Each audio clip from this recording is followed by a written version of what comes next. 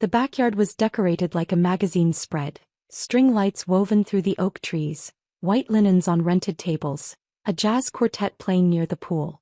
Mom's 60th birthday party was everything she dreamed of, right down to the ice sculpture of her initials melting slowly in the September heat.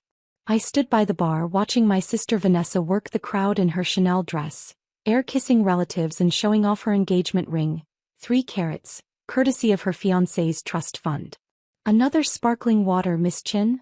the bartender asked. "Please." "Still pretending you can't afford the good stuff?" Vanessa appeared beside me, champagne flute in hand. "It's embarrassing, honestly. Everyone here knows you're the family charity case." I sipped my water. "If you say so." "I do say so. Do you know what Aunt Margaret asked me earlier? She asked if you were still doing that little computer thing, or if you'd gotten a real job yet." "What did you tell her?" "The truth, that you're almost 35 and still playing entrepreneur from Mom and Dad's basement." She smiled sweetly. "Speaking of which, have you paid them this month's rent?" "It's the 15th. Rent's due on the 1st. So that's a no." She took a long sip of champagne. "Typical." Before I could respond, Mom's voice cut through the music. "Everyone, gather around. Speech time." The crowd assembled near the gazebo where Mom stood, radiant in a silver cocktail dress that cost more than most people's monthly rent. Dad stood beside her, beaming with pride. "Thank you all for coming to celebrate this milestone," Mom began. 60 years. Seems impossible, but here we are. I'm surrounded by the people I love most. My devoted husband, my successful daughter Vanessa, her wonderful fiancé Marcus, and of course, Jessica. The pause before my name was deliberate. A few relatives chuckled. As I look back on 60 years, I'm proud of what we've built. This beautiful home, our family legacy, the values we've passed down. Values like hard work, ambition, and responsibility. She looked directly at me. Some people understand those values better than others. Vanessa, for instance, has her MBA from Stanford. She's a senior consultant at McKinsey. Marcus is in private equity. They're building something real, something tangible. My face burned as dozens of eyes turned toward me. And then there's Jessica. Still in the basement, still working on her startup, still asking us to cover her share of the utilities because she's bootstrapping. She made air quotes with her fingers. 34 years old and living like a college student. Nervous laughter rippled through the crowd. "Mom," I started. "No, honey, it needs to be said. Your father and I have been patient. We've supported your little hobby for 5 years now. But at some point you need to face reality. You need to stop playing entrepreneur and get a real job." The quartet had stopped playing. The entire party was watching. "In fact," Mom continued, warming to her theme, "your father and I have been discussing it and we've decided it's time for some tough love. Starting next month, your rent doubles to $2,000. And you'll be responsible for your share of the household bills. Groceries, utilities, internet. Everything." "That's more than fair," Vanessa chimed in. "Considering you're living in $1 million home in one of the best neighborhoods in Seattle. Plus," Dad added, pulling an envelope from his jacket, "we're going to need you to start contributing to the property taxes. That's another $800 a month." I did the math quickly. $2,800 a month, plus groceries and utilities. Probably $3,500 total. "And if you can't afford it," Mom said, her voice hardening, "then perhaps it's time to find somewhere else to live. Somewhere more appropriate to your actual circumstances." Uncle Robert, emboldened by wine, called out, "Give her a deadline, Linda. Otherwise she'll never leave." Mom smiled. "You're right. Jessica, you have until the end of the year. 4 months to either start paying your fair share or find new accommodations." The crowd murmured approval. Aunt Margaret nodded sagely. Cousin David gave me a pitying look. I set down my water glass very carefully. "Can I say something?" My voice was quiet, but it carried. Mom's smile was indulgent. "Of course, sweetheart. You're right. It's time for some honesty. Some tough love, as you put it." I pulled out my phone and opened my email app. "Mr. Harrison? It's Jessica Chin. Yes, I know it's Saturday. I need you to send over the documents we discussed. All of them. Yes, to this address. I'm at 847 Lakewood Drive. 30 minutes? Perfect." I hung up and looked at my mother. Who was that? She asked, her smile faltering. My lawyer. Your lawyer. Dad laughed. Jessica, you can't afford a lawyer. Actually, I can. Philip Harrison is one of the top real estate attorneys in Washington state. He's been handling my portfolio for 3 years. Portfolio. Vanessa's voice dripped with condescension. What portfolio? My property portfolio. But we'll get to that in a minute. I turned to address the crowd. Since we're doing public speeches about financial responsibility, I have a few things to share too. Mom's face was reddening. Jessica, this isn't appropriate. Neither was humiliating me in front of 80 people, but here we are. I smiled. Let's talk about my little computer thing first. 5 years ago I started a SaaS company called Streamline Ops. We make inventory management software for mid-size retailers. We know all this, Vanessa said. Your little startup that's going nowhere. Last year Streamline Ops generated $8.2 million in revenue. We're on track for $12 million this year. The backyard went silent. That's... Uncle Robert blinked. That's not possible. It's very possible. We have 43 employees and serve over 200 clients nationwide. I'm the founder and CEO. I pulled up our website on my phone and passed it to Aunt Margaret. She stared at it, then passed it to the person next to her. But you live in the basement, Mom said weakly. I live in the basement apartment, yes. Which, by the way, I've been paying $1,000 a month for. Not because I can't afford more, but because you insisted I should contribute to the household even though I offered multiple times to move out. You never offered, Dad started. I offered 7 times in the first year alone. You said it was better for me to stay here to build my savings while I got my business off the ground. What you meant was that you wanted the rental income. Vanessa found her voice. Even if your company makes millions, that doesn't mean you make millions. My salary is $280,000 annually. Plus I own 65% of the company, which was valued at $15 million in our last funding round. I let that sink in. But the company is just part of it, I continued. Remember 3 years ago when Dad said the property taxes were going up and asked me to chip in an extra $500 a month? Dad's face went pale. I said yes. I've been paying you $500 a month for 3 years. $18,000 total. But I got curious last month and checked the public records. Your property taxes haven't gone up. They've actually gone down slightly due to a reassessment. That money went to other expenses, Mom stammered. I'm sure it did. Probably the pool renovation. Or the kitchen remodel.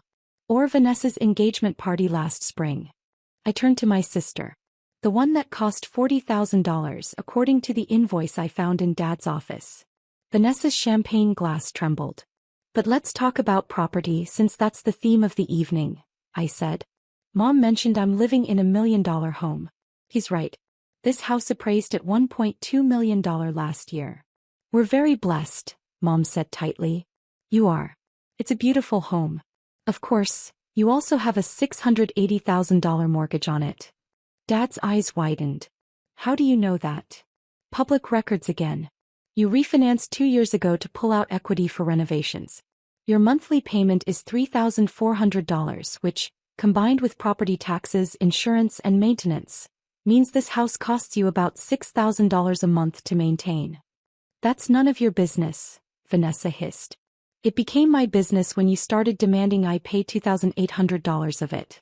But here's the thing about public records, they're very informative. Want to know what else I learned? I didn't wait for an answer. I learned that 427 Belmont Avenue, that gorgeous Victorian downtown that sells for $1.8 million, is owned by an LLC called JC Properties. Want to guess what the JC stands for? Mom's champagne flute slipped from her hand and shattered on the patio. I also own 1834 Pine Street, the duplex by the university, and 5600 Riverside Drive, the 4-unit building near the waterfront, and the commercial property at 890 Harbor Boulevard, which houses a very successful coffee shop and yoga studio. The crowd was staring now, really staring.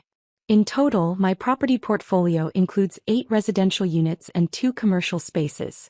Combined value, approximately $8.3 million. Rental income, $42,000 per month. Aunt Margaret made a strangled sound. But my favorite property, I continued, is 847 Lakewood Drive. Dad's face went from pale to gray. That's this address, Vanessa said slowly. It is. And as of 3 months ago, it's owned by JC Properties LLC. That's impossible, Mom whispered. It's very possible. You defaulted on your mortgage payment in May. Then again in June. The bank sent you 2 default notices. You didn't tell me about them, but they showed up in public records. We had a cash flow issue, Dad started. You had a spending problem.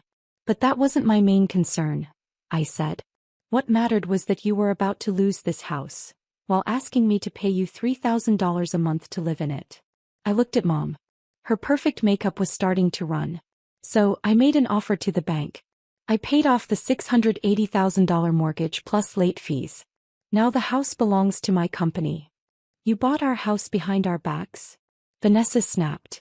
I bought a house in foreclosure. If you'd paid the bills, it wouldn't have been for sale. Just then a lawyer arrived with a briefcase. Mr. Harrison, I said. Right on time. He came into the yard and greeted everyone politely. Jessica, I have the documents. He handed a folder to my dad. This is the deed. It was transferred to JC Properties LLC, Jessica Chen's company, 3 months ago. He then pulled out another paper. This is a lease agreement. 1 year, $5,000 a month. Discounted from the market rate of $6,500. A lease. Mom whispered. You need somewhere to live, I said. You can sign this lease or find another place. $5,000? Dad looked like he might faint. Plus utilities. First month and a deposit are due soon. $10,000. Vanessa jumped in. You can't do this. They're your parents. I'm offering them a place to stay. If they don't want it, that's their choice. This is cruel. This is real life, I said. You wouldn't be in this mess if you weren't spending their money on designer clothes and fancy parties. Mr. Harrison cleared his throat. There's more. Jessica? I nodded. He held up another document. 3 credit cards were opened in Jessica's name. Total debt, $67,000. Applications used her social security number and forged signatures. All from this address. The crowd gasped. That's identity theft, Uncle Robert said. That's a felony. It is, the lawyer said. But Jessica won't press charges if the debt is paid in 90 days, and her parents agree to a repayment plan. Mom was crying now. Jessica, please. Please what? Keep letting you use my name and money while pretending I'm a failure. We're family, Dad said. Family doesn't steal, or lie, or demand money for a house they don't even own. I turned to the guests. For 5 years they've told everyone I lived in their basement doing nothing. In reality, I paid the bills, covered debts, and gave more than I could afford. And they still looked down on me. We gave you a home, Mom sobbed. You charged me rent. On a house I now own. Vanessa stepped forward. So now you'll hold this over us forever? No. Just long enough for you to understand what it feels like to depend on someone, and be judged for it. I looked at her. By the way, have you told Marcus about the $85,000 in credit card debt? 40% of that is in my name. Her face went pale. Mr. Harrison handed me the payment plan. You have 90 days to repay the $67,000 in fraud. Then $18,000 in fake taxes, $500 a month for 3 years. Rent is $5,000 per month or move out. Dad whispered, we can't afford that. Then stop throwing $20,000 parties. Sell things. Get jobs. You have until Monday. Sign the lease or leave in 30 days. Dad asked, why didn't you ever tell us you were successful? Because every time I shared good news you mocked me or asked for more. So I stopped. Mom said, we were proud of you. No, you were proud of what I gave, not who I was. I looked at Vanessa. Just like you're proud of her degrees but ignore her debt. She cried. I'm not the villain, I said. I just wanted to be seen. For me, not my money. I walked away. Mr. Harrison whispered, that was intense. It needed to be. If they move out, I'll rent to people who pay and don't steal. He gave me his keys. Take my car. I'll return yours tomorrow. I drove away from Mom's birthday party in a borrowed Tesla. For the first time in years I felt free. 3 months later. At my coffee shop, Dad came in. He looked older, tired. Can I sit? He asked. I nodded. We signed the lease. Paid the first month. Sent $10,000 toward the debt. Sold Mom's jewelry. I quit my golf club. Okay. Vanessa moved out. Marcus left her. She's working 2 jobs. I know. We're in therapy now.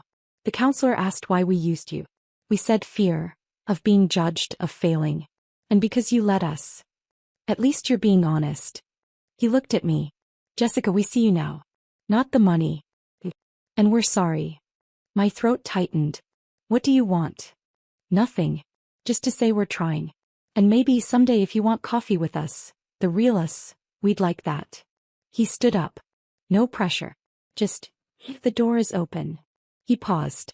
I'm proud of you. Not because you're rich. But because you finally stood up for yourself. Then he left. I sat there watching people move through the coffee shop I owned. My phone buzzed. A text from Mom. I'm ashamed. I'm sorry. I love you. I'm working on it. I typed back. I'm working on it too. Not forgiveness. Not a full reunion. Just a door left open.